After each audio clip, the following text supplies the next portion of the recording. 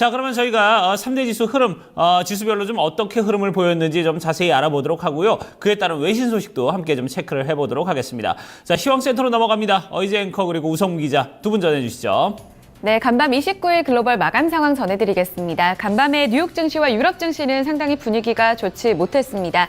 다시 한번 미국 경제에 대한 의구심이 확대된 하루였었고요. 이에 따라 금리 인상 시기도 불투명해졌습니다. 3대 지수 모두 하락으로 마감 지었습니다. 마감가 먼저 확인해 보시죠. 다우지수가 이날 소폭 내렸습니다. 0.4% 하락했고요. 대형주도 부진했던 가운데 S&P 500 지수가 0.37%, 나스닥 지수 0.6% 하락했습니다. 3대 지수 가운데 다우지수부터 하루 동안의 양상 살펴보겠습니다. 하락으로 출발하면서 장 초반에 하락폭을 조금 더 키운 양상이 나타났는데요. 바로 지표를 좀 소화하는 과정에서 낙폭을 키웠습니다. 1분기 GDP 성장률이 예상 1%를 크게 하회한 0.2% 수준, 거의 쇼크 수준으로 발표가 됐습니다. 이에 따라 투자 심리가 상당히 불안정한 모습을 띄었었고요. 이내 낙폭을 좀 줄였는데 이후에 발표됐었던 주택 지표는 긍정적이었습니다. 예상을 상회한 1.1% 증가로 기록이 됐었고요. 여기에 더불어서 이 국제 원유 재고, 주간 원유 재고가 예상치보다 좀 적게 줄어들었다라는 소식이 전해지게 되면서 국제 유가는 2% 넘게 하락했습니다. 다우지수 내에 있는 에너지 섹터들도 상승하게 되면서 추가 하락을 저지하는 그런 역할을 보였습니다. 이후에 좀 관망세를 띠는 모습이었었는데요. 이후에 발표됐었던 FOMC 회의 결과에 시장이 좀 주목하는 양상 나타났습니다. 이번에 1분기 GDP가 좋지 못했던 것, 날씨 탓도 있었고 이번 부진이 일시적이라는 흐름을 나타내면서 미국 경제가 여전히 좀 완만한 속도로 회복하고 있다라는 입장을 다시 한번 확인했습니다. 일단은 이처럼 미국 경제 회복세가 아직까지는 좀 부진하면서 불확실성, 그러니까 금리 인상 시기가 확실히 6월이냐 9월이냐에 대한 어떤 불확실성이 조금 더 커진 것이 투자 심리를 다소 위축시키는 역할을 했었고요. 다우지수 이날 0.4% 내렸습니다. 대형주 중심의 S&P 500 지수도 확인해 보겠습니다. 전반적으로 1분기 GDP 성장률 발표 후에 부진한 양상을 띄었었고요. 이날 대형주 내에서는 에너지 섹터만이 소폭 선전하는 양상이 나타났습니다. 그 밖에는 헬스케어, 건축 섹터 중심으로 낙폭을 키운 하루였었는데요. 0.37% 내리면서 그래도 2100선을 회복하면서 종가 형성됐습니다. 마지막으로 3대 지수 가운데 나스닥 지수 확인해 보겠습니다. 흐름 좋지가 못했었고요. 반도체 기술주 대표적으로 함께 매물출에 이어지면서 3대 지수 가운데서는 비교적 큰 낙폭을 기록했습니다. 장중 저점 부분보다는 조금 회복한 축에서 종가가 마감이 됐고요. 5023포인트 선 마감가 형성됐습니다. 보신 것처럼 이날 1분기 GDP 성장률, 펀더멘털에 대한 확신이 다소 흔들렸던 하루였습니다. 아직까지 기준금리 인상 시기에 대해서 여전히 좀 의견이 분분한 상황인데요. 외신 통해서 이야기 자세하게 들어보겠습니다. 우성문 기자 살펴주시죠. 네, 뉴욕 증시에 영향 미쳤던 소식들 외신 통해 살펴보겠습니다. 앞서 들으신 것처럼 간밤에 미국의 GDP 잠정치가 발표가 됐는데요.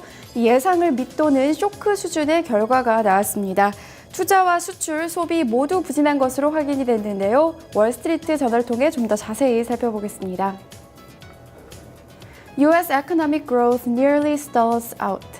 현지 시간으로 어제 월스트리트 저널에 따르면 이 미국의 1분기 GDP 잠정치는 0.2%를 기록하면서 예상치였던 1%를 크게 하회했습니다. 지난 이 3분기 같은 경우에는 5% 성장률을 보였고요. 4분기에도 2.2% 성장률을 보였었는데요. 하지만 0.2% 거의 지로 수준으로 떨어지는 모습을 보였습니다. 이 소비와 투자, 수출 모두 부진하게 나왔는데요. 이 미국 경기의 3분의 1을 차지하는 개인 소비 살펴보시면요. 1.9% 증가하면서 4분기 증가율이었던 4.4% 증가에 반도 못 미치는 결과가 나왔습니다. 기업 투자 역시 부진했습니다. 3.4% 감소한 것으로 나타났고요. 설비 투자 증가율도 0.6%에서 0.1%로 둔화됐습니다. 또한 달러 강세로 인해 수출이 7.2% 감소하면서 지난 분기 수치였던 4.5% 증가해서 크게 줄어든 것으로 확인이 됐습니다. 전문가들 사이에서는 1분기 GDP를 놓고 의견이 엇갈리고 있는데요. 이번 GDP 부진이 한파와 또 이 서부항만 파업에 따른 일시적인 것이라는 의견과 이런 점을 감안하더라도 미국 경기가 회복 모멘텀을 잃어버렸다는 평가가 나오고 있습니다. 전문가들 발언 좀 더 자세히 살펴보면요.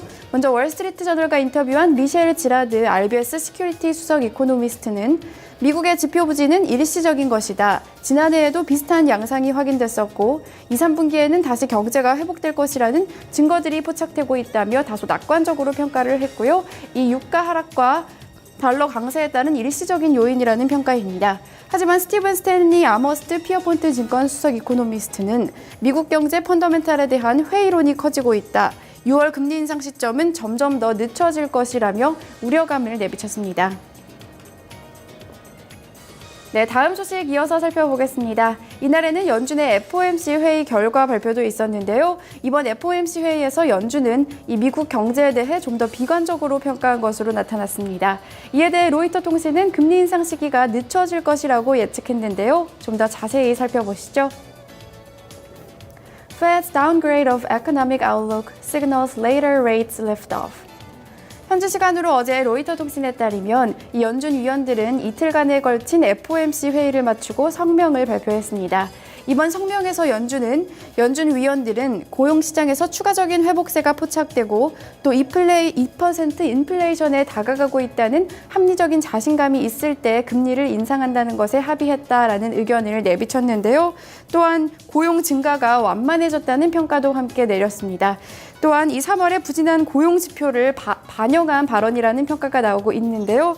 이와 함께 노동력의 저활동도 역시 거의 변화가 없었다는 발언을 하면서 이 노동 참여율이 낮은 점을 시사를 했습니다. 또한 이번 회의에서는 이 3월 회의 때보다 좀 더 전반적으로 경제에 대해서 비관적으로 평가를 했는데요. 그럼에도 불구하고 이 지난 3월에는 구체적으로 4월 회의 때 금리를 인상하지 않겠다고 밝힌 것과 달리 다음 회의 때 금리가 인상될 것인지 여부에 대한 구체적인 발언은 없었습니다.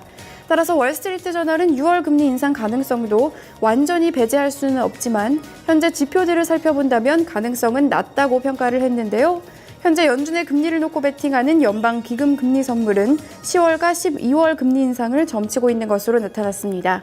와니 커프만 포닉스 파이낸셜 서비스 수석시장 전략가는 연준은 금리를 올리고 싶겠지만 현재 지표들은 그럴 수 없음을 나타내고 있다라고 평가했습니다.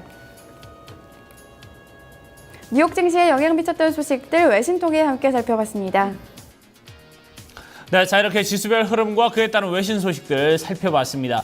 자 그러면 지수 내 구성 종목들 개별 종목 마감은 또 어떻게 됐는지 마감 상황 좀 살펴보도록 하고요. 그에 따른 또 종목별 외신 소식도 함께 짚어보도록 하겠습니다. 다시 시황센터로 넘어갑니다. 어이즈 앵커 우성 기자 계속해서 전해주시죠.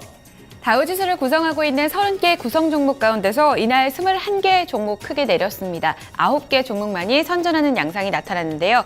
내린 쪽부터 살펴보면 보험 그리고 헬스케어 섹터 좋지 못했습니다. 유나이티드 헬스그룹 포함해서 홈디포, 월마트, 애플 등 21개 종목 부진했고요. 캐터필러 기계 섹터가 좋았었고요. 또 금융 섹터가 이날 선전했습니다. JP 모건 체이스, 비자, 골드만삭스 등 올랐고요. 에너지였던 쉐브론 텍사코, 엑소모빌 소폭 올랐습니다. 하락률 상위 종목부터 다시 한번 살펴보겠습니다. 유나이티드 헬스그룹이 이날 다우지수 내에서 가장 크게 밀렸는데요. 실적 발표가 있었습니다. 순이익과 매출 모두 예상치를 하회한 결과 보여줬습니다. 스트리트 레이팅스에서는 실적 발표 이후에 여전히 좀 매수를 권고하긴 했습니다만 이날 실적이 부진하게 나타나면서 투자 심리가 좋지 못했고요. 3.4%의 하락 시세가 이어졌습니다. 이와 함께 홈디포, 월마트, 애플컴퓨터 모두 1% 넘는 하락 시세를 보여줬습니다. 반면에 오른쪽 보시면요. 이 기계 섹터 캐터필러가 오늘 주도하는 양상이 이어졌습니다. 캐터필러는 1.5% 강하게 올랐었고요. 이와 함께 금융주, JP 모건 체이스와 골드만삭스 그룹 모두 상승으로 거래 마감지었습니다. 이어서 대형주 중심의 S&P 500 섹터 내의 업종별 흐름도 살펴보겠습니다. 전 섹터가 다소 부진했습니다. 하지만 그럼에도 불구하고 국제유가 상승으로 인해서 에너지 섹터가 선전하는 양상이 이어졌었고요. 가장 크게 내린 쪽은 헬스케어, 소매 판매, 건축 섹터로 집계되고 있습니다. 오늘 특징주 확인하겠습니다. 에너지 섹터 한번 살펴보면요. 간밤에 국제 유가가 흐름이 좋았습니다. 사실 장 초반에는 미국의 GDP 성장률이 좋지 못하게 나오면서 이 성장률 낙폭으로 하락으로 출발을 했었는데요. 이내 원유 재고가 예상 밖으로 늘어나지 않았다는 소식이 전해졌습니다. 이에 따라 상승 전환하면서 2.7% 올랐고요. 국제유가 올해 들어서 연중 최고치 부근으로 다시 한번 올라섰습니다. 이에 따라 에너지 섹터의 투자 심리도 좋았었는데 체사피커 에너지가 3% 넘는 강세를 보여줬었고요. QAP 리소시스가 3% 가까운 강세, 이와 더불어서 다우지수 내에서는 엑손모빌과 쉐브론 텍사코 모두 강보합권 시세를 보였습니다. 한 종목 더 살펴보겠습니다. 어제 시장에서 가장 큰 화두였던 종목인데요. 바로 트위터입니다. 이날 추가 하락하는 모습이 나타났습니다. 증권사 바클레이즈가 이날 비중 확대에서 비중 축소로 투자 의견을 낮춰 잡았고요. 목표 주가도 내려 잡았습니다. 60달러 선에서 44달러 선까지 낮춰 잡은 바 있습니다. 빠르게 순이익이 좀 둔화되고 있다라는 이야기를 덧붙였는데요. 이에 따라 투자 심리가 좋지가 못했었고요. 역시나 이날도 장중 저점 부근 9%까지 내리면서 38달러 선에서 거래 마감지었습니다. 이날은 1분기 GDP 성장률이 부진하게 발표되면서 미국 경제, 기업에 대한 전반적인 좀 부진한 투자 심리가 이어졌었습니다. 특징주들 다시 한번 확인해 보겠습니다. 우성문 기자 살펴주시죠. 네, 종목 주요 소식 외신 통해 함께 살펴보겠습니다. 미국의 유통업체 월마트가 중국 내 투자를 늘릴 것이라고 밝혔습니다. 하지만 이 소식에 주가는 오히려 하락하는 모습을 보였는데요. BBC 뉴스 통해 좀 더 자세히 살펴보겠습니다. Walmart opened 115 stores in China. 현지 시간으로 어제 BBC 뉴스에 따르면 월마트는 오는 2017년까지 중국 내 매장 115개를 추가로 오픈할 계획이라고 밝혔습니다.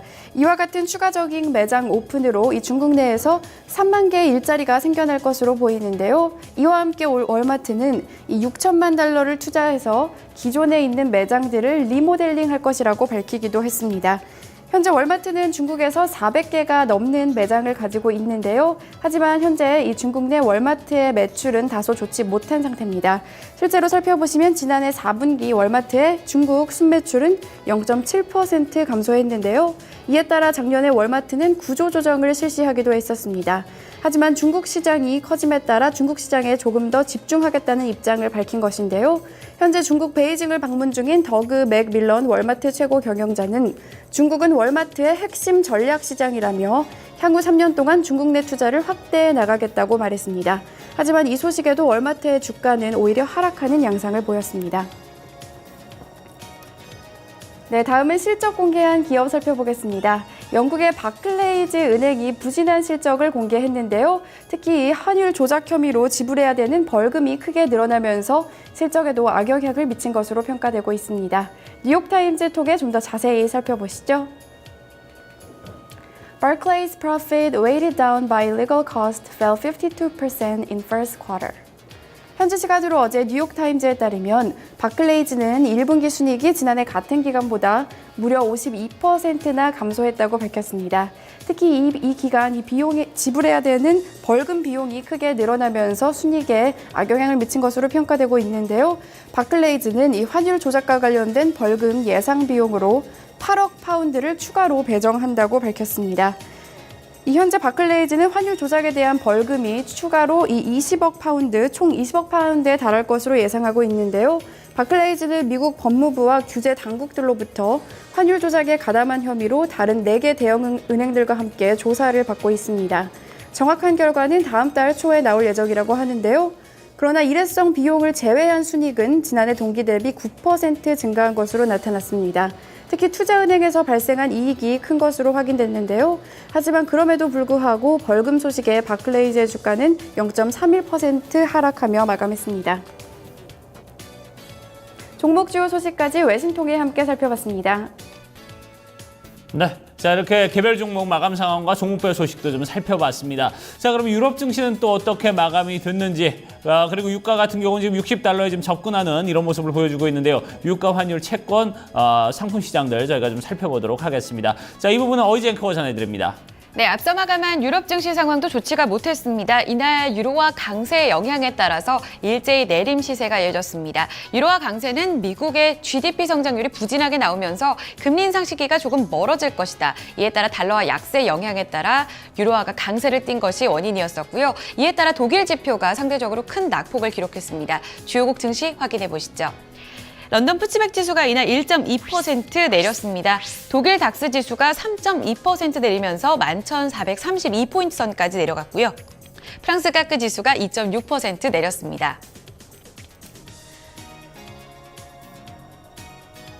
네, 이어서 상품 시장 점검하겠습니다. 앞서 말씀드린 대로 국제유가는 다시 한번 연중 최고치까지 올라서는 양상이었습니다. 배럴당 2.7% 오르면서 58달러 58센트에 기록을 했고요.